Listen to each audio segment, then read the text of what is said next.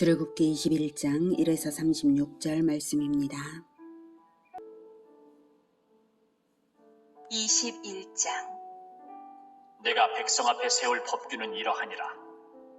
내가 히브리 종을 사면 그는 6해 동안 섬길 것이요 7째 해에는 몸값을 물지 않고 나가 자유인이 될 것이며, 만일 그가 단신으로 왔으면 단신으로 나갈 것이요 장가들었으면 그의 아내도 그와 함께 나가려니와, 만일 상전이 그에게 아내를 주어 그의 아내가 아들이나 딸을 낳았으면 그의 아내와 그의 자식들은 상전에게 속할 것이요 그는 단신으로 나갈 것이로되, 만일 종이 분명히 말하기를 내가 상전과 내 처자를 사랑하니 나가서 자유인이 되지 않겠노라 하면, 상전이 그를 데리고 재판장에게로 갈 것이요 또 그를 문이나 문설주 앞으로 데리고 가서 그것에다가 송곳으로 그의 귀를 뚫을 것이라. 그는 종신토록 그 상전을 섬기리라.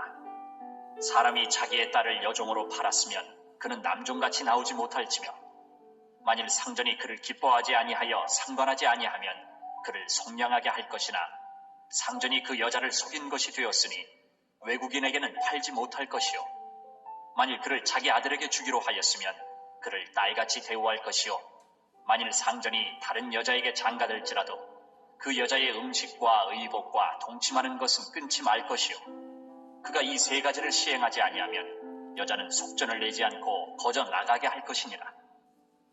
사랑하는 형제 여러분, 7월 11일 월요일 저녁 묵상에 오신 것을 환영합니다. 출애굽기 19에서 24장은 이스라엘 역사의 공식적 출발인 시내산 언약 체결 기사입니다. 그중 20장 1절부터 23장 19절까지는 율법인데요.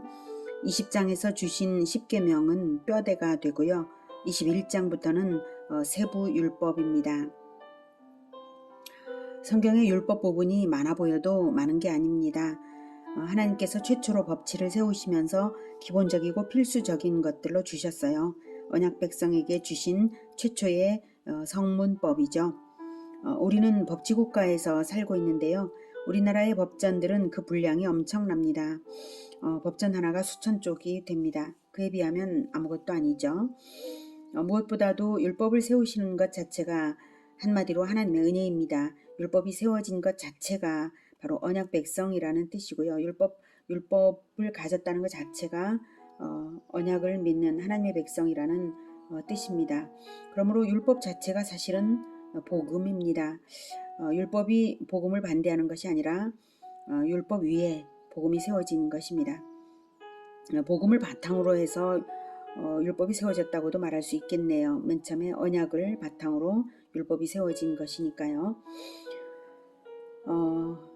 율법 자체가 그렇게 복음인 것은 그 당시에는 그 당시를 봤을 때요. 그 당시에는 법치가 없었던 미개한 시대여서 율법을 세우지 않으면 약육강식만 있고 무법천지일 수밖에 없죠. 율법은 백성들에게 인생살이의 올바른 기준이 되고 통치자에게는 올바른 통치의 지침이 되어서 효과적인 리더십을 발휘할 수도 있고 백성도 법에 따라 질서를 갖춘 평안한 나라에서 살 수 있게 하는 것이었습니다. 그 당시에 함무라비 법전도 있고 또 우르남무 법전도 있다고, 법치가 있었다고, 세상에 법치가 이미 있었다고 주장하실지도 모르겠는데요.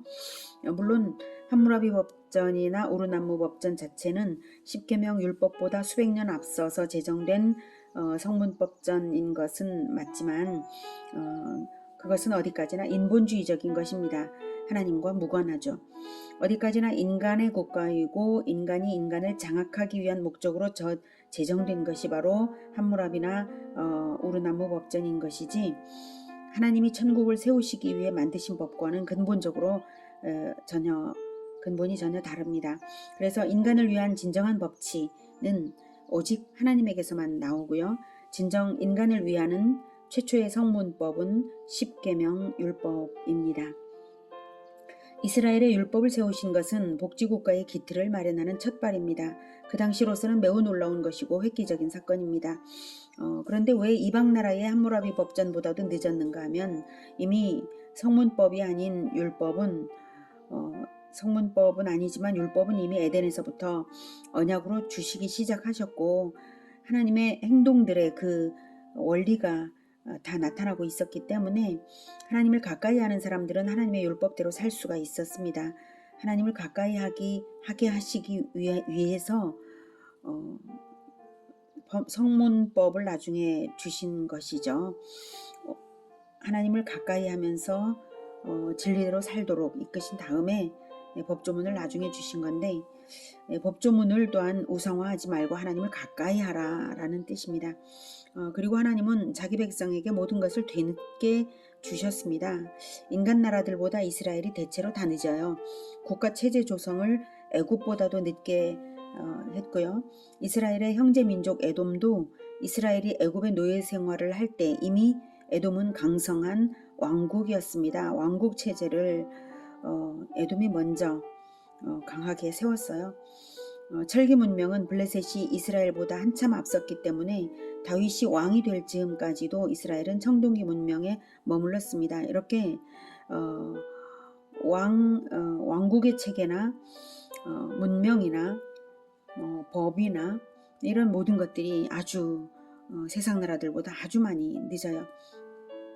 왜 그러셨을까요? 그것은 인본주의를 갖지 말고 신본주의로 살게 하시려고 그러신 것입니다. 하나님 중심, 이게 중요하죠. 물질 문명이든 조밀하게 만든 법률이든 다 인본주의 세계일 뿐이고요. 그것이 행복을 주는 것도 아니고 구원을 주는 것은 더더욱 아니기 때문에 그런 것을 먼저 접하지 못하게 하신 것입니다. 하나님 중심을 먼저 세우시기 위하여서 그 사사기 그 기나긴 그동안에도 하나님께서는 왕을 보내시지 않으시고 왕국을 시작하지 않게 하시지 않았습니까? 하나님 중심을 세우시려고 모든 과정에서 하나님께서 일하신 것입니다.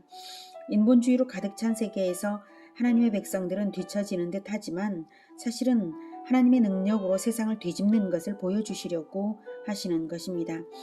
다윗이 철기 문명으로 무장한 골리앗을 원시적인 물맷돌 하나로 물리치고 마침내 세상을 다 이기더니 그 아들 솔로몬 때는 문명으로서 세상에 소문날 정도가 된 것을 보면 하나님의 일을 알 수 있지 않습니까?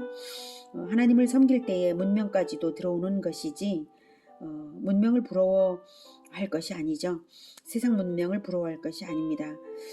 치밀한 법률 체계를 부러워하지 말라고, 세상 문명을 부러워하지 말라고, 체계화된 왕국 체제를 부러워하지 말라고, 오히려 하나님만 섬겨서 성령에 감동되어 있으면 그것이 바로 왕적인 존재라고 하시는 것이 하나님의 뜻이었습니다. 십계명 주신 직후 명하시기를 토단을 쌓으라고 하신 것도 그런 이유입니다. 물론 하나님 중심이 잘 갖춰져서 하나님 중심이 아주 튼튼해지면 그 다음은 얼마든지 문명도 그리고 다양한 좋은 것들을 다 갖출 수 있게 하시고 또 그것을 금지하실 이유도 없고 안 할 이유도 없죠. 중요한 것은 하나님 중심을 먼저 세우는 것이 중요하다. 이것을 말씀드리는 것이고요. 이스라엘의 율법을 세우신 것이야말로 진정한 복지국가의 기틀을 마련하는 첫발이었고요. 율법을 하나님이 세우시는 그 자체가 하나님이 왕이시라는 뜻이고 백성은 오직 하나님만 두려워하며 하나님만 섬기면 세상 아무것도 두려워할 것이 없는 백성이 된다는 그런 의의가 있는 것인데요. 율법 조항 하나하나를 들여다보면 백성을 사랑하시는 하나님의 마음이 발견됩니다. 성경의 율법을 우리가 읽을 때 우리가 염두에 둘 것은 3400년 전의 율법을 현대에 문자적으로 적용하기 위해서 읽는 것이 아니라 그 당시의 사회적, 경제적, 문화적 수준과 환경을 바탕으로 율법을 이해를 해야 한다는 것입니다. 그래서 율법에서 원리를 가져와야 될 일이지 율법을 문자적으로 숭배해서는 안 됩니다. 십계명은 시대를 뛰어넘어 지켜야 할 기본으로서 계명은 그러한 기본으로서 주신 것입니다. 모든 시대에 적용할 원칙적 명령입니다. 그렇지만 구체적인 세부 조항들은 구체적인 문화를 바탕으로 한 것이므로 문자적으로 적용할 게 아니라 원리적으로 적용을 하는 것입니다. 자, 1에서 11절까지는 종에 관한 법을 주신 것인데요. 문화적 배경, 사회 문화적 배경을 무시하고 생각하기를 하나님이 노예 제도를 지지하시는 거야? 이렇게 오해를 하시면 안 되고요.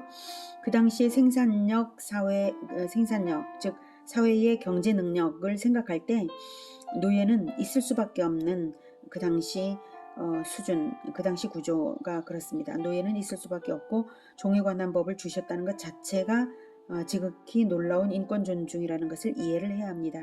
하나님께서 십계명 주신 직후에 세부사항의 첫 내용이 종에 관한 법이라는 점 자체부터가 맨 처음에 종에 관한 거죠. 네, 히브리 종에 관한 것을 맨 처음에 주신 점 자체부터가 사람을 귀하게 여기시는 하나님의 마음이 느껴지는 부분입니다. 가장 천대받을 수 있는 종의 관내 가장 먼저 말씀하심으로써 가장 작은 자를 귀히 여기시는 주님 마음을 알게 합니다. 마태복음 25장 40절에서는 임금이 대답하여 이르시되, 이거 예수님께서 하신 말씀이시죠. 예수님께서 이제 나중에 심판주로 오실 때 임금이시니까요. 임금이 대답하여 이르시되 내가 진실로 너희에게 이르노니 너희가 여기 내 형제 중에 지극히 작은 자 하나에게 한 것이 곧 내게 한 것이니라. 이렇게 예수님이 말씀하신 것과 통하죠. 율법의 첫머리가 종에 관한 것. 예. 가장 작은 자를 귀히 여기고 계십니다. 사실 구약 율법은 신약 복음의 예표입니다. 2절 네가 히브리 종을 사면 그는 6해 동안 섬길 것이요 7째 해에는 몸값을 물지 않고 나가 자유인이 될 것이며 노예의 생명과 인격을 보호하시는 것이 잘 나타나 있죠. 동족의 경우에 히브리종 동족의 경우는 원래 레위기를 보면 노예 삼지 말라고 하셨으나 단 빚을 못 갚거나 훔친 물건을 배상하지 못할 때는 노예가 됩니다. 그럴지라도 6년까지만 부리고 7년째가 되면 무조건 해방시키게 하셨습니다. 이방 나라의 노예들이 부러워하겠죠. 그래서 하나님 나라는 이래 원래 이래 이렇게 자랑할 만한 그러한 법입니다. 3절부터 보면 만일 그가 단신으로 왔으면 단신으로 나갈 것이요 장가 들었으면 그의 아내도 그와 함께 나가려니와. 이게 소속의 원리가 분명하게 드러나는 부분입니다. 이스라엘인 종은 6년간만 일하고 해방되니까 이스라엘인 노예 부부 역시 부부가 동시에 해방됩니다. 그런데 4절 만일 상전이 그에게 아내를 주어 그의 아내가 아들이나 딸을 낳았으면 그의 아내와 그의 자식들은 상전에게 속할 것이요 그는 단신으로 나갈 것이로되. 이것은 이스라엘인의 궁극적인 소속은 하나님이시기 때문에 인간 개인이 다른 이스라엘인을 사유화할 수 없습니다. 그래서 6년간만 종 삼고 7년째는 무조건 해방시켜 주는 것이고요. 근데 아까 방금 읽은 4절에서 상전이 그에게 아내를 주었을 때 이때 아내는 일반적으로는 이방인 여자입니다. 이스라엘 사람을 종을 삼지 못하니까 부모가 자기 딸을 종으로 팔지 않는 한 이스라엘 처녀를 종을 삼는 일은 없다고 봐야 합니다. 이방인 여자 종은 상전에게 속하고 이스라엘인 종도 6년간은 상전에게 속하는데요. 7년 차에 나갈 때에 자기 아내였던 이방인 여자를 데리고 나갈 수 없습니다. 이방인 여자 종은 상전에게 속했기 때문입니다. 그리고 이방인 여자 종을 통해 출산한 자녀들도 마찬가지로 상전에게 영구적으로 속하여서 종의 신분입니다. 대대로 종이 되는 것이죠. 자녀들은 이방인 어머니의 영적 역량 아래 있기 때문입니다. 그래서 이방인 여종의 자녀들은 영구적으로 종입니다. 아브라함의 첩이자 여종 하갈의 아들 이스마엘이 아브라함을 떠날 수밖에 없었던 것이나 또는 야곱이 라반의 두 딸과 결혼했으므로 말미암아 자기 아내들과 자식들을 빼앗길까봐 두려워하여 몰래 도망치듯 달아난 것과 또 라반의 추격전이 있었던 것 이런 것들을 볼 때 그 당시 그러한 종 삼는 문화와 소속의 원리를 알 수가 있습니다. 아까 이제 이스마엘이 떠났다는 것은 여종 하갈이 떠날 때에 어머니를 따라 이스마엘도 떠났다는 이 부분을 말씀드리고자 한 것이고요. 자, 그러니 이스라엘인 남자가 타인의 종이 되어 6년간 섬기게 되면 그 6년간은 이방인 여자 노예를 아내로 얻으면 안 되겠죠. 본인이 판단을 잘해야 될 일이죠. 대대로 종이 되게 만드니까요. 그러나 본인이 상전을 사랑하고 또 처자식을 사랑하여서 종으로 남겠다고 하면 종이 되도록 법이 허락하는 것인데요. 그럴 때에도 자기들끼리 약속만으로 되는 것이 아니라 반드시 재판을 거쳐야 합니다. 5, 6절에 만일 종이 분명히 말하기를 내가 상전과 내 처자를 사랑하니 나가서 자유인이 되지 않겠노라 하면 상전이 그를 데리고 재판장에게로 갈 것이요 또 그를 문이나 문설주 앞으로 데리고 가서 그것에다가 송곳으로 그의 귀를 뚫을 것이라. 그는 종신토록 그 상전을 섬기리라. 이제 문이나 문설주 앞에 데리고 가서 송곳으로 귀를 뚫으라, 이런 것은 이제 문에 이렇게 대고 아마 뚫으라는 뜻인 것도 같은데요. 특별히 문이나 문설주는 바로 그 집 가문을 의미하는 그런 상징적인 장소잖아요. 공동체성을 의미하는 상징적인 장소이기 때문에 송곳으로 그의 귀를 뚫러서, 즉 상전의 말을, 명령을 잘 듣고 충성하겠노라는 의미의 행위이고 그런 것을 통해서 그 가문에 소속이 된다라고 하는 그런 의미가 되겠습니다. 이렇게 재판을 거치면 재판의 결과로서 그리 된 것임을 귀를 뚫음으로써 분명하게 나타나게 되겠죠. 그래서 재판의 결과로서 그래야 되는 것입니다. 이치가 그런데도 나쁜 부모가 자기 딸을 여종으로 팔았다면 그 여종은 자기 아버지 소속이 아니라 자기 상전 소속이 되는 것입니다. 아버지가 팔아버렸는데 아버지 소속일 수는 없는 것이죠. 자, 이렇든 저렇든 언약 백성이므로 그 여종은 이스라엘인 자기 상전의 아이들을 낳으면 아이들은 서자이긴 하지만 상전의 아들들이므로 정상적인 상속권이 있고 엄연한 이스라엘 언약 백성입니다. 상전인 아버지의 재산을 물려받을 수가 있어요. 그래서 이스라엘인 여자의 경우에는 아버지에게 버림받아서 종으로 팔렸을 때는 선량한 상전을 만난다면 오히려 은혜로운 일이 될 수도 있었겠죠. 자, 그러므로 이스라엘인 여자로서 종으로 팔린 처녀는 자기 상전만 사랑하든지 또는 자기 상전의 아들만을 사랑해야 하는 것입니다. 7절에 보면 사람이 자기 딸을 여종으로 팔았으면 그는 남종같이 나오지 못할지며 만일 상전이 그를 기뻐하지 아니하여 상관하지 아니하면 그를 속량하게 할 것이나 상전이 그 여자를 속인 것이 되었으니 외국인에게는 팔지 못할 것이요 라고 말하고 있죠. 상전이 여종과 성관계를 해놓고서 타인에게 팔면 안 되죠. 성관계로서 여자를 범매버렸기 때문에 혼인관계를 유지하든지 아니면 속량하라, 즉 자유인이 되게 하라는 것입니다. 이방인에게 팔아치워서는 안 됩니다. 절대로. 이스라엘인에게는 이스라엘 사람에게는 팔지 못하는 것은 간음죄를 파는 것과 마찬가지이니까 더럽혀진 여자를 아내로 맞이하겠다는 이스라엘 사람은 있을 리가 만무하죠. 그래서 율법이 이제 이방인에게는 팔지 말라라고 명하고 있는 것이고요. 자, 9절 만일 그를 자기 아들에게 주기로 하였으면 그를 딸같이 대우할 것이요. 아들에게 줄 수도 있겠죠.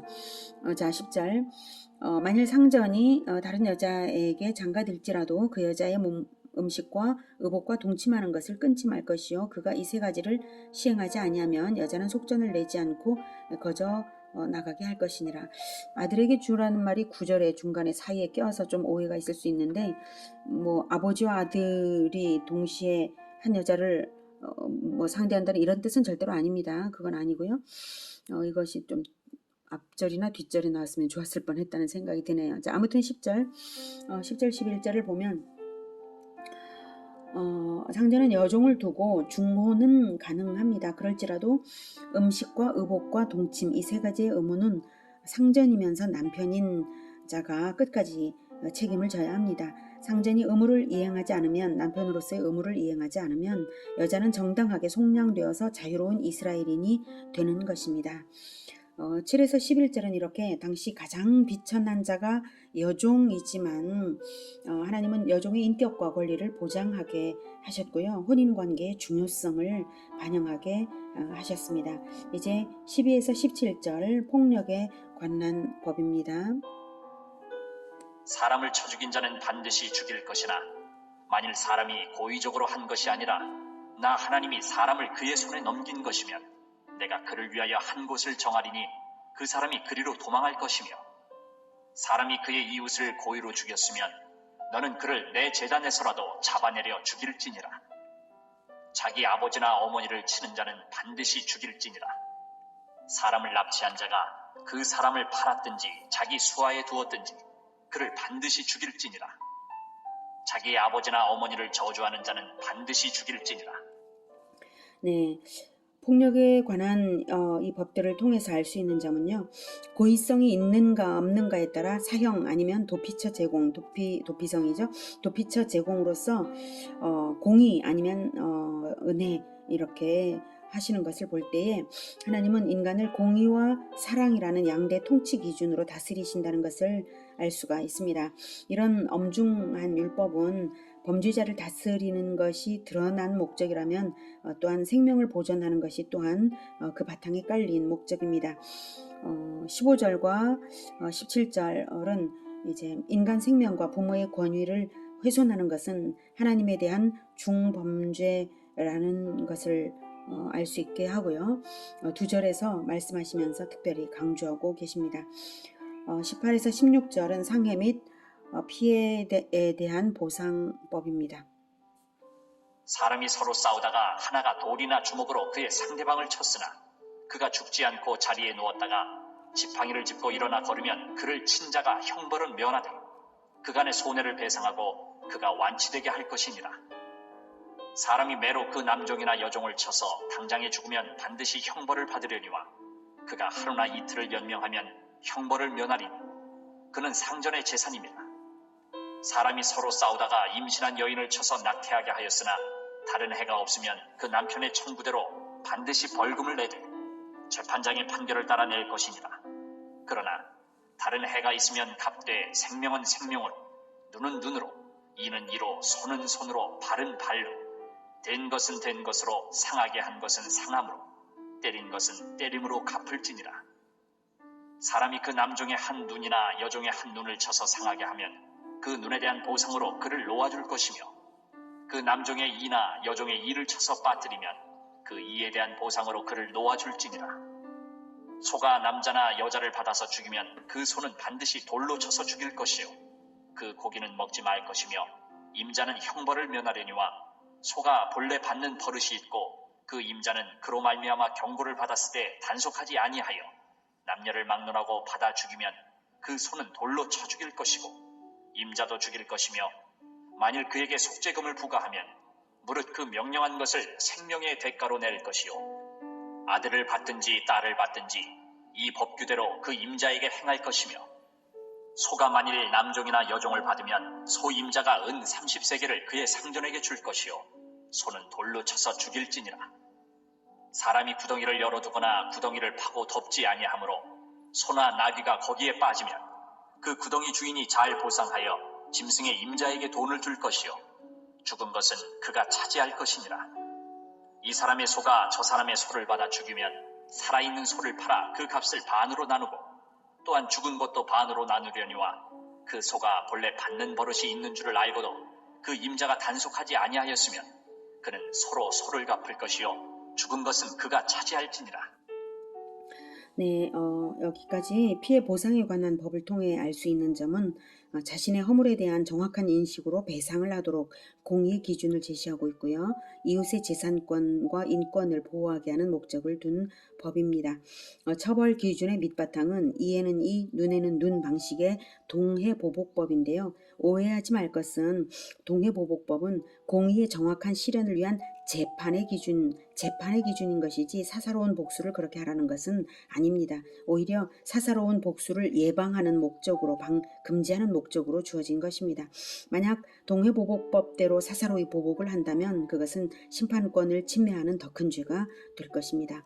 하나님은 공의와 사랑이라는 두 원칙에 따라 다스리시며 사람은 하나님의 형상으로 창조된 존귀한 존재라는 인식을 바탕으로 주어진 하나님의 법입니다. 이스라엘의 율법은 사람이 만든 것이 아니라 하나님이 주신 법입니다. 인간이 만든 법은 인간을 드높이지 못하고 억압합니다. 그러나 하나님이 만드신 법은 인간을 드높여 주십니다. 하나님의 법이야말로 인권을 총체적으로 가장 드높이는 법입니다. 구약 율법의 법 정신은 산상수훈으로 승화되어서 연결되며 복음 속에서 성취되는 것을 생각해 보면 하나님은 인간의 가치를 예수님만큼 높여주신 것을 알 수가 있습니다. 예수님은 우리의 죄 때문에 하나님께 온전한 속죄 제물이요 속건 제물이 되셔서 죄값을 공의대로 치르셨습니다. 그분이 하나님의 아들이시기에 심판주이신 하나님은 죄인을 공의로 심판하셔야 하기에 자기 아들에게 공의의 심판을 받게 하심으로써 공의와 사랑을 동시에 이루셨습니다. 하나님의 사랑을 믿지 않는 자에게는 공의만 남을 것이고 하나님의 사랑을 믿어서 받는 자에게는 사랑으로 남아서 평생 예수님을 본받는 삶으로 갚아드리게 될 것입니다. 이에는 이, 눈에는 눈, 사랑에는 사랑, 은혜에는 은혜, 구원에는 구원으로 예수님의 또 다른 잃은 자들에게로 흘려보내는 그 은혜와 사랑을 흘려보내는 우리 모두가 되기를 기원합니다. 기도하겠습니다.